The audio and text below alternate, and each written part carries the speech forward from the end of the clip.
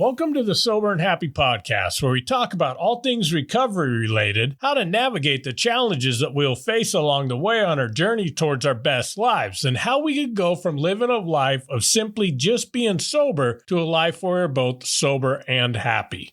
Today I want to talk about how the attempt to avoid discomfort is causing most of the struggles not only in recovery but our lives. It is often why we started drinking or using in the first place, a reason why we struggle to be happy in our recovery journey, why it is the core reason behind most relapses, and how our lives will improve dramatically if we challenge and embrace discomfort in our lives. So buckle up, this is going to be a great episode.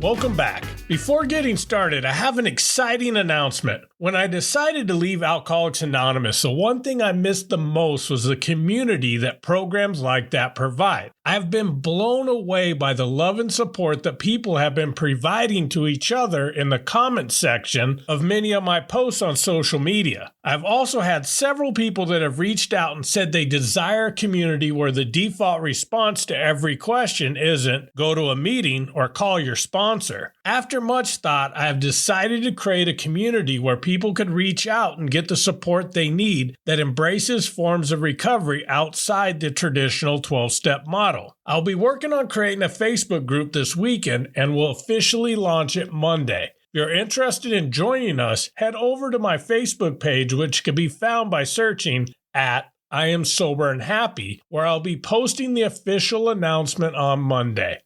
So now, let's get back to the episode. Before getting into why we should embrace discomfort, let's first understand what it means in the context of recovery and personal growth. Discomfort refers to the uneasy or challenging feelings we experience when we step outside of our comfort zones.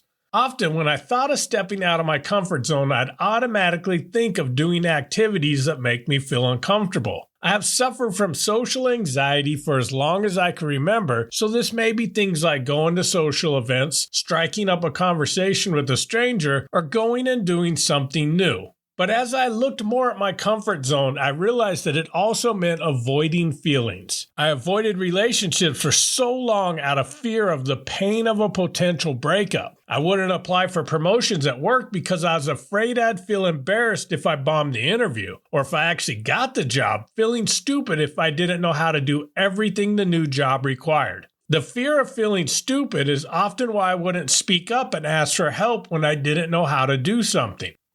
The attempt to avoid any emotion that made me feel uncomfortable is why I chased that feeling I got the first time when I drank. All of those uncomfortable feelings seemed to melt away, until the next morning when they seemed to return again even stronger, which is why I decided to drink again. And before I knew it, I was stuck in that vicious cycle of trying to use a temporary solution to avoid the feeling. When I look at all the things that kept me from getting sober so many years after it was apparent that it was ruining my life, it was the ultimate form of discomfort, the unknown.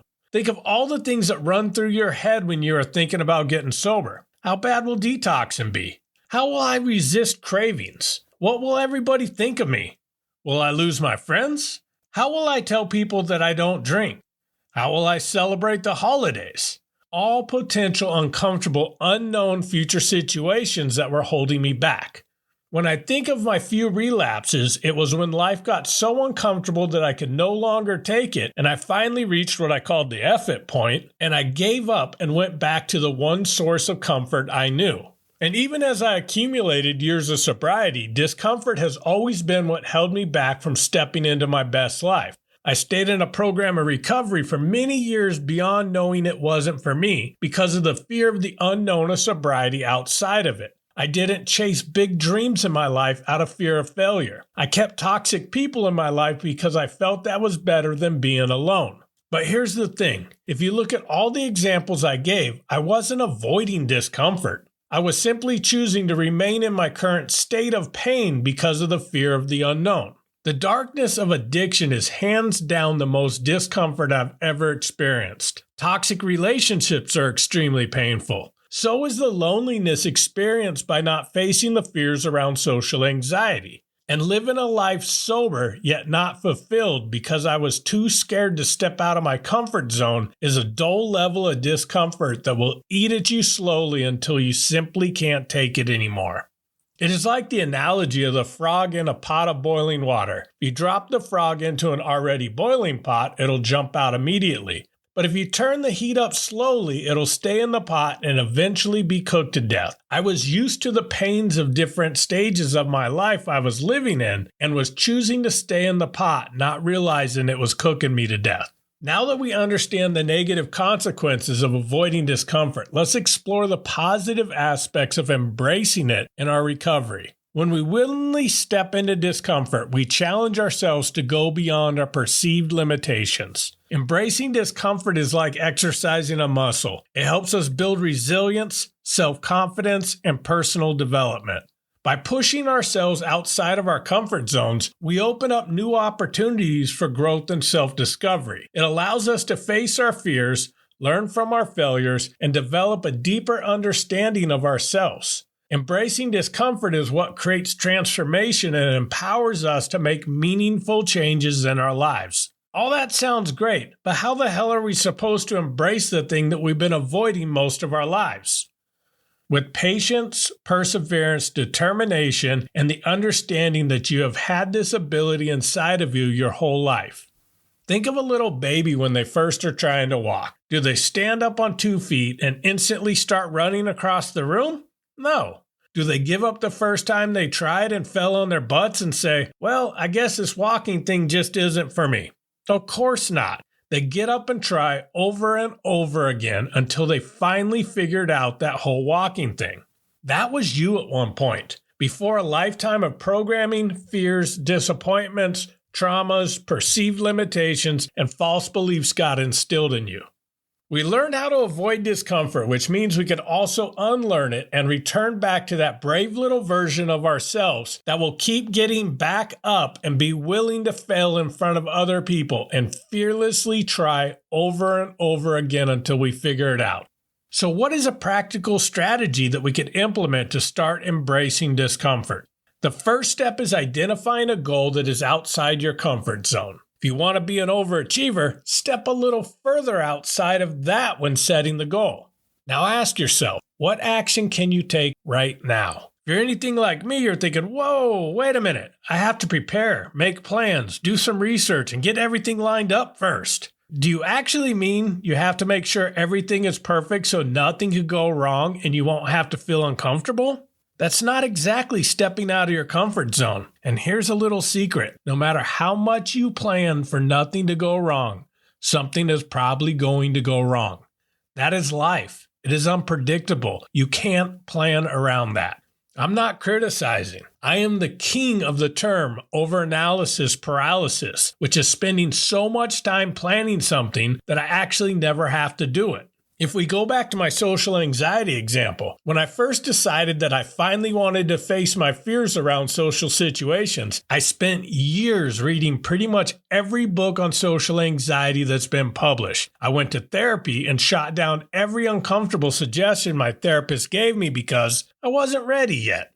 I even considered dropping several thousands of dollars to sign up for a social anxiety program that pretty much would have taught me everything I've already read on the topic and suggested all the same things my therapist had been suggesting for years. I was prepared. I simply was trying to avoid the discomfort of facing my fears, which honestly is impossible. Our brains are too powerful. If you imagine something like rejection, your imagination is so powerful that you'll actually feel all the emotions of the rejection without ever having to actually experience it. So by putting something off, we're actually choosing to feel that emotion over and over, likely dozens or even hundreds of times, in an attempt to actually avoid feeling it once. So after years of procrastination disguised as preparation, I finally decided to set a goal way outside my comfort zone, and I signed up to go to a Tony Robbins conference all by myself.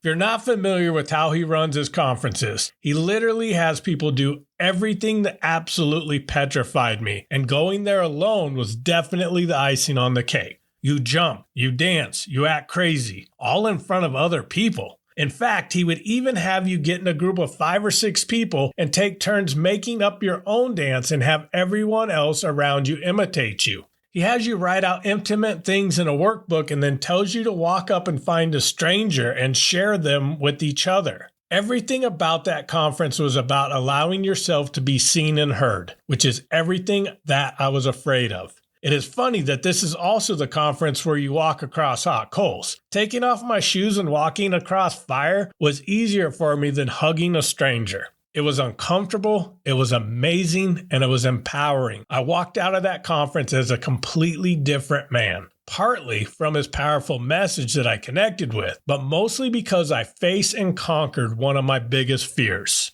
Did it cure me of my social anxiety?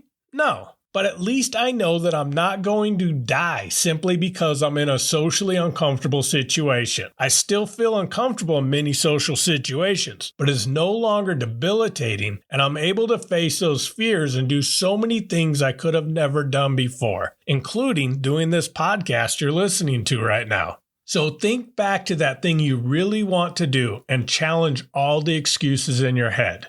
There's a quote I have posted on my fridge that says, "Spring is past, summer has gone, winter is here, and that song I meant to sing remains unsung, for I have spent my days stringing and unstringing my instrument." How many seasons have you been putting off your dreams out of the fear of discomfort? How uncomfortable is that feeling knowing that? You can't avoid discomfort, so you might as well choose the discomfort of chasing your dreams rather than staying in the pain of staying where you are right now. So embrace that brave little child you once were that wasn't scared to try and fail, and chase your dreams harder than you have run from your fears in the past. I promise you that you will grow into a new person and your life will never be the same. Thank you so much for listening, and I'm hoping you're enjoying my podcast. If you're finding it impactful, all I ask is that you please share it so it can impact others. New episodes come out each Friday, so I look forward to connecting with you next week. And as always, thank you so much for listening, and keep living sober and happy.